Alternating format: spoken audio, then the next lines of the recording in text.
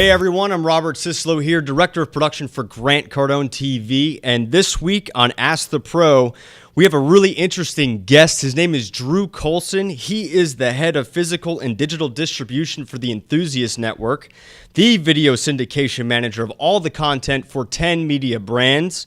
Everything from Grind TV to Surfing, Motor Trend, Hot Rod Network, Transworld Business, Transworld Skate. They are the sports entertainment face to that industry. And Drew, thanks a lot for coming. I'm truly excited that we could do this interview today. Me too, man. Yeah, man, I love it. I love the set too. The set is sick. I really want a set that looks like that. What's that thing on the right? Talking about the rocket ship? Yeah, man. It's when we used to, one of the brands that we started, or businesses they started out of Transworld, was the Warp Tour. And so that's actually a piece of memorabilia from the initial Warp Tour stop. Oh wow! So you started the Warp Tour out of there. Warp Tour is one of the sort of hatchlings from underneath the Transworld umbrella, 15, 20 years ago. Yeah. Wow. And then the other one is the snowboard actually behind me. They used to do a thing called Board Aid. It was one of the most successful sort of promotions for AIDS. It was in action sports. They did a whole bunch of massive concerts and action sports roll-ups. In Big Bear, they actually had Biggie played at that event. Oh, wow. So a while ago, but definitely cutting edge at the time. I love it. So in the interview today, we're going to talk about sports. We're going to talk about the business of sports, what Drew does over there at the Enthusiast Network. I hope you guys enjoy it. Please take a moment and share this with your friends and family. It's going to be awesome. Twitter, LinkedIn, Facebook, everything you got. Everybody has to know about this guy. So Drew, we're going to roll right into it. Tell us a little bit about you, where you got started. How did Drew get into this industry? Take us from like little Drew to big Drew. Let's go. Let's see. For me, I've been really interested in computers since about second grade. Not to go really small, but that sort of set me up for today's sort of environment. I ended up getting a degree in computer science from San Marcos State and a degree in information security from ITT. So I'm a computer hacker at You're heart. A hacker.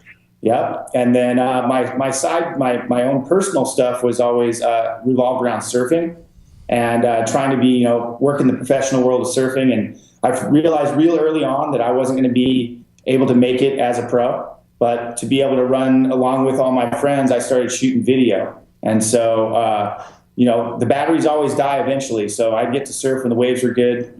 Sort of a balance of bringing enough batteries to work and not enough so that you're not surfing at all back then. And so that sort of evolved into working for a brand called Surfskate Snow Television. They were the precursor to Blue Torch and Fuel TV.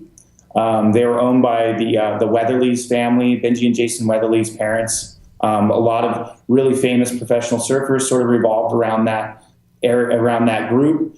And they were just a little before their time, I feel. If it had been another 5 or 6 years down the line, I think that business would probably still be running. Okay. So moving on to more of a video world, I went on to make the Osiris surf movie in 2005. And that was a really fun project. It took about 2 or 3 years to actually put it together, a finished piece.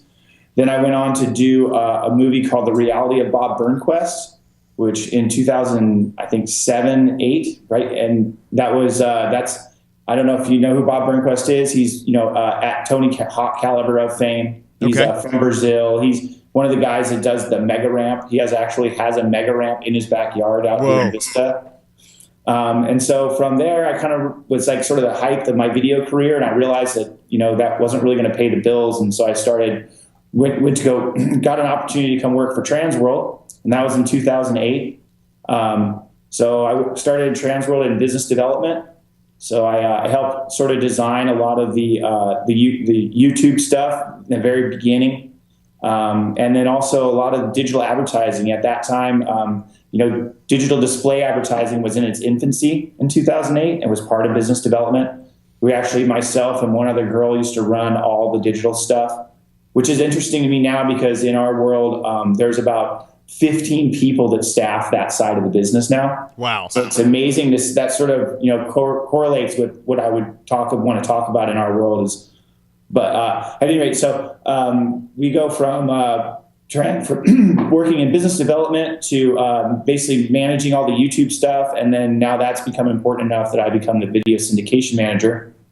And that sort of entails running the video, transactional video, sort of iTunes, Vimeo on demand, and that kind of stuff, alongside with all the YouTube platforms, and then sort of any AOV stuff, add to video, sort of retail stuff as well. So that's amazing. What an incredible story. So you started as a surfer who wanted to make it in the industry. I surf myself too, so I get it. We kind of have a lot of similarities there, surfing and then the video thing. So it seems to me that video is super important. What is it about that and business that you linked together and saw an opportunity for yourself in, and then to kind of tie that into where you are now? Well, I mean, quite honestly, when YouTube sort of started actually paying money, that was in 2007, 2008, or maybe a little after that. They actually started offering money out, and I took the initiative to create those YouTube channels for a bunch of our brands. And it wasn't a big source of income at the time, but right after that, they launched the YouTube Partner Program, where they were actually offering a significant amount of money to a lot of different people. A few people have managed to survive after getting that cash, but a lot of people went under. And it was one of the things that sort of drove me to realize that, YouTube and video syndication and sort of the online world of video is going to be more important and more important and more important. And so we're really seeing that right now in our world anyway. And it's video growth is by far the biggest sort of growth area for us in the business I see the next 3 to 5 years. Amazing. So just for the viewer's sake, can you explain a little bit about what syndication is and how that applies to the Enthusiast Network? Okay, so for video syndication for our side, I guess the best way I can describe it is give you an example of a life cycle of video for us. So when somebody makes a video, it usually comes out on their vertical website. So let's use Transworld Skateboarding, for example. They have their own transworldskateboarding.com website, or skateboarding.com. We actually own that URL, which is pretty cool. So when they do skateboarding.com, they'll make videos for the site. They'll put it up on the site first. Then they'll have about a 2-day window before it goes out on YouTube. And then another day or day and a half window before it goes out to the other brands. And so other brands are like MySpace, The Scene, which is Condé Nast, MSN, Yahoo Sports, Pluto TV is a really cool one. I don't know if you've checked those guys out. I'm familiar with Pluto. Yeah, so those are sort of our reach points right now.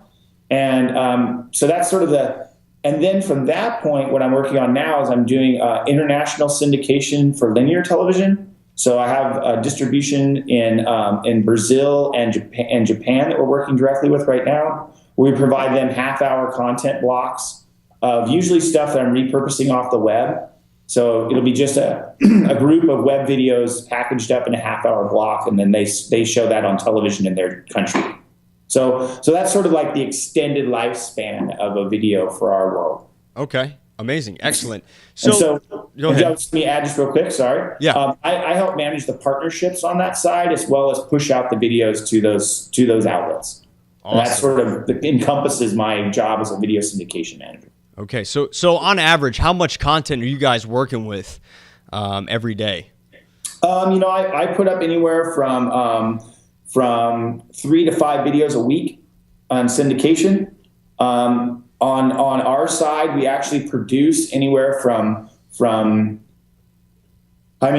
have, I guess a better way to put it is we have 23 magazines and 60 websites, plus websites. Wow. So we produce anywhere from, on a busy day, I imagine we can produce as many as 10 to 15 videos that we're releasing in a day across all the brands.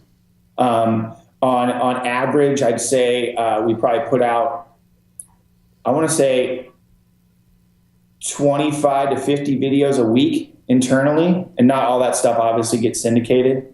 And then a lot of the other stuff that we produce are like, gear guide videos, like or stuff that's sort of product specific. So that stuff doesn't necessarily always make it outside of our world. Okay.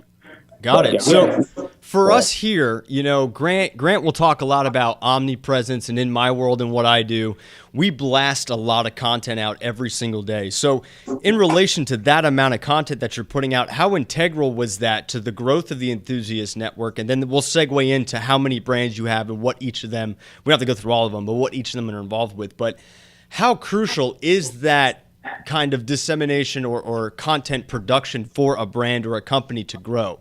What do you think that is? Honestly, on our side, quite candidly, the social media thing right now is a bigger beast. We are massive in social media. I know you guys are deep in that too. But what the video stuff does is it helps to feed that beast. So with the brands that aren't producing a lot of video, have significantly less traction in each one of their sort of environments that they're trying to produce views and audience out of. So the more video you have, the more eyeballs on your stuff, and the longer play time, the longer time on site that you're working with anyone. So it goes from being a photo with a photo gallery to being somebody sitting there watching, anywhere from, a 30-second piece that's just one guy's trick, all the way up to, we do some Facebook Live stuff right now that are anywhere from 45 minutes to an hour long. So yeah, we have such a different array of video that we're doing. It's I would say it's definitely one of the 4 pillars of business for us. Amazing. So. Absolutely amazing. So let's go into the Enthusiast Network now. Tell us a little bit about the brands and the goal and the purpose of this platform.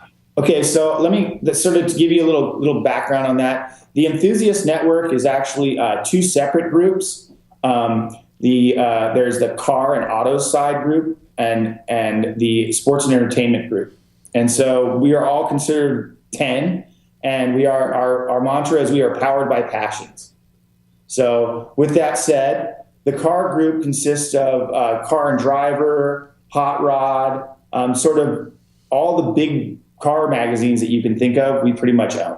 So that's a completely separate side of the business from sports and entertainment.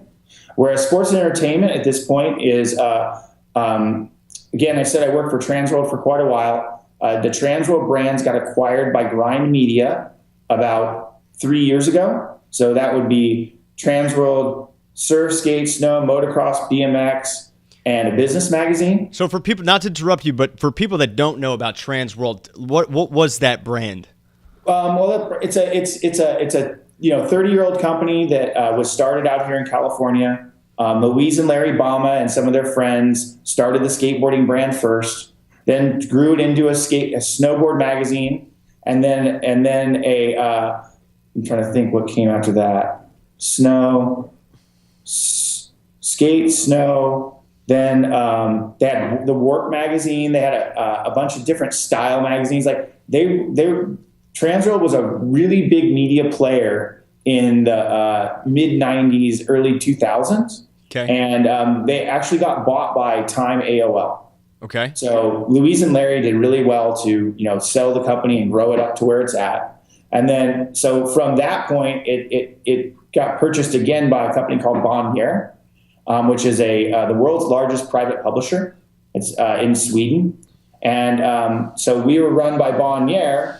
And that was we are, in my words, we're the clean guy in the action sports world. We're the magazine that can be in the library. We're the magazine your mom doesn't have to tear 10 pages out.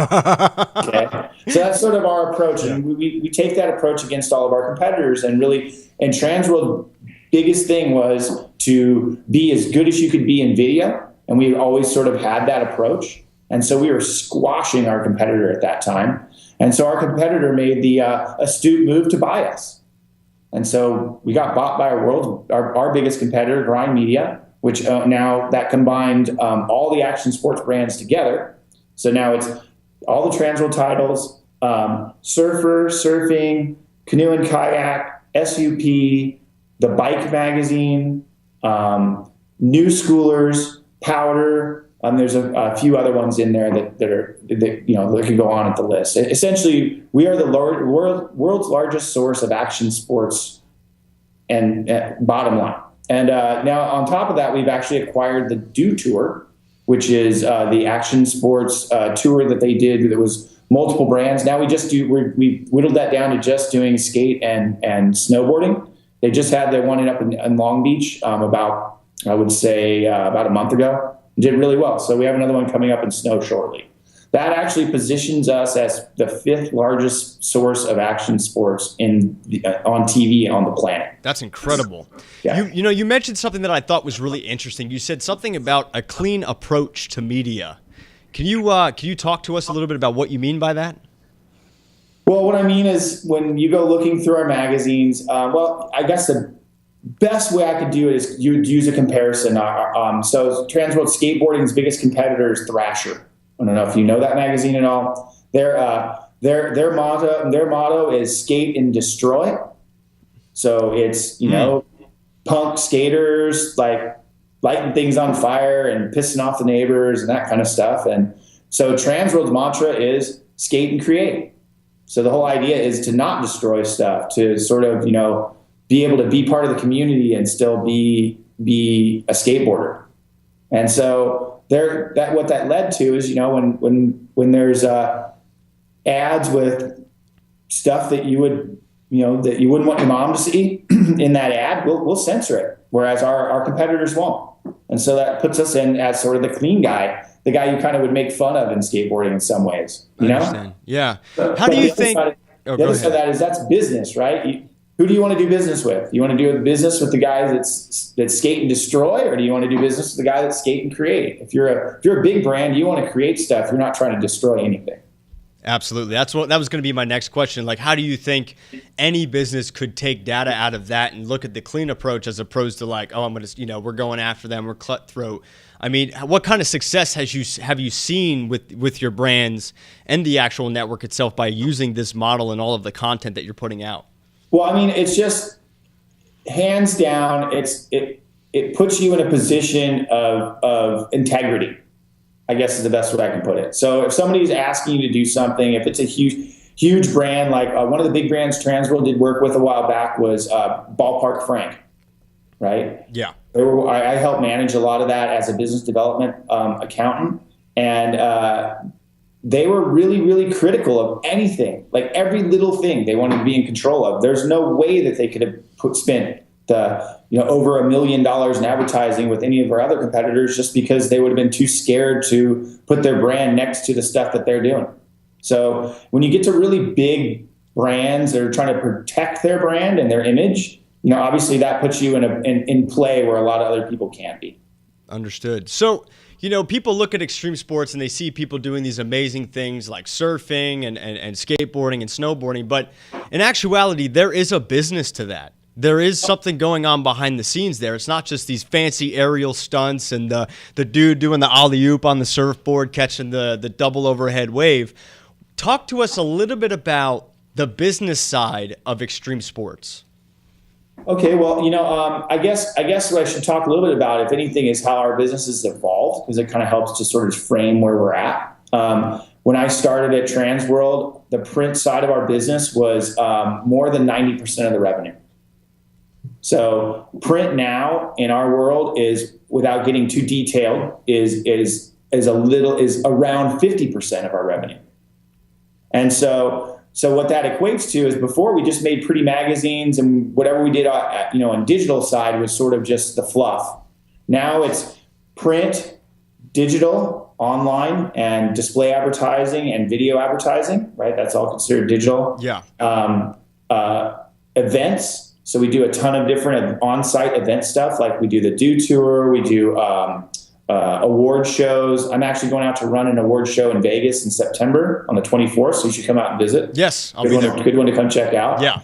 But we do a lot of experiential stuff. And then the fourth side of the fourth pillar of our business is also doing production work for big brands. So we've done stuff for Mazda and Ford and a few really big autos brands. And then, obviously we have access to the endemic stuff. So we've done a lot of stuff for like North Face and some other sort of endemic people like that. So that sort of encompasses how we stay alive. And what I think is interesting right now is the big motto for a while was print is dead or dying. And I feel like at this point, that's a misnomer. I feel like print is, if anything, more relevant than ever, mostly because, anybody can drop a video on YouTube. Anybody can have a Facebook page. Not anybody gets their pro spotlight or cover of Transworld skateboarding. So it's like it gives a more of a tentpole approach to stuff on a monthly basis to provide that print magazine. Understood. And so I guess the idea is that we use print as the anchor around everything else, right? So you have your central piece and then sort of everything like an onion that comes out off of that. That's awesome. So you use expansion by using so many different platforms to grow the business and reach as many people as possible. Exactly. That's it. And we've really been instrumental in adopting, whatever social media is hot. And sometimes that, makes you end up having to pivot on your heel in a weird situation. But in general, it's done well for us. Awesome. Just like everybody else, we're experimenting with Snapchat now. We're doing a lot of Facebook Live stuff. We literally do, again, without going into too deep of numbers, we do over 1,000 hours worth of Facebook Live across all of our brands in sports and entertainment right now, a month. Oh, wow. That's incredible. So yeah, we're red hot on that stuff. Oh, and then the other thing, we like to do the 360 thing. I want to just share. Yeah. I want one of those. I got to get one. So I'll put it up on the site and maybe you can get a link to it for us. But yeah, this is, we do a lot of Facebook 360 video stuff. And that camera shoots in 360 degrees all the way around in a dome, and then you can look around inside of the video. It's super cool. I've seen have you taken it surfing yet? I have. I'll send you a couple links. Please do. All right. So what is the goal? Before we end off here, tell us a little bit about, what you're going to be planning to do with the Enthusiast Network, and where is this thing going? What is the goal of what you guys have created? Because when I saw it, Adam had introduced me to you, and I was looking at it, and I thought it was super intriguing, super interesting, because it's a different type of a flavor than what we're used to over here in the business world. But in my head, I was like, there's a business there. We should know about what those guys are doing, because the reach in this industry is massive, correct? Absolutely. We really are a huge industry with a really substantial amount of revenue being driven around. What's the ballpark in the revenue there? I'm not a financials guy enough to lay that number out for you. I'm sorry to say. I don't even want to put my foot in my mouth around that. Just to let you know, I looked it up and I was curious to know. According to this, extreme sports is a $36 billion industry every year. That doesn't shock me. I will say a lot, especially because you start looking at some of the stuff in extreme sports like motocross. Motocross is a really expensive sport. Skateboarding and surfing, not so much, but you get into like the motorsports, that stuff is crazy. Costs a bunch of cash, and everybody has money that does it because you have to. You can't have your motorbike not well tuned and have it go over the jump and sputter out of the triple. Absolutely. How many people are you guys reaching right now about? I think the stat I saw from, give me 1 second. We are across the 10 network, 23 million on unique visitors a year. Facebook and social media, we have 127 million followers. YouTube, we have 5.2 million subscribers. Events audience they have listed at 1.2 million, and print audience at 4.7 million. That's a lot of people, man. and that doesn't address what I'm doing with my side, which is a big part of like why I'm working on the international video stuff, which is a good sort of segue. And yeah, my vision for us is to continue to kill it in print, continue to grow what we're growing in digital as far as social media goes, but then also trying to access audiences that we haven't done work with before, or that, I think a lot of our print guys envision that our magazines go everywhere. They, in all reality, they spend most of their time inside the mainland United States, a little bit in Hawaii, a little bit in Europe, but that's it. So what I'm planning to do from my side is try to use the digital blocks of content for linear to reach bigger audiences in international areas that we normally can't touch. So a place where, like, again, Brazil or Japan, where they might not get our magazine, we can send a digital video file to them and have it be shown in a linear way that they can expand our audience by 6 million viewers and just in a blink of an eye. So that's my vision, is to start sort of reaching out from a linear television and VOD standpoint to be able to connect to the world of a bigger audience and more people, and let sort of spread the gospel about the Enthusiast Network. Awesome. I love it. Well, guys, this was a great interview, Drew. I truly appreciate this. The stuff that I got out of this was you need to take a clean approach to your business, to your outflow, to your content creation, everything that you put out there. Be the guy that actually provides the value. Integrity is key. Drew did a great job talking about the importance of video content for your business expansion, constantly having more and more content every day. And expansion. Expansion is critical. These guys have reached, what did you say, 127 million followers on Facebook, 2.3 million unique visitors a month to their website. They know what you're doing, and they are the front of the extreme sports industry. Drew, how can people follow you? I have my my Instagram account is Drew Colson. Just at Drew Colson, no spaces. It's DrewColson. Awesome. And actually, I personally just broke 10,000 followers on my own. Woo! Look at you, man. I get the point ones now. That's awesome. All right, guys. Every week, Grant and I come in here on Ask the Pro and interview somebody that is making waves, the professional in the industry. If you're interested in being on the show, you can email me, robert@grantcardone.com. Stay tuned until next time. Thank you so much. Shaka. Boom, dude.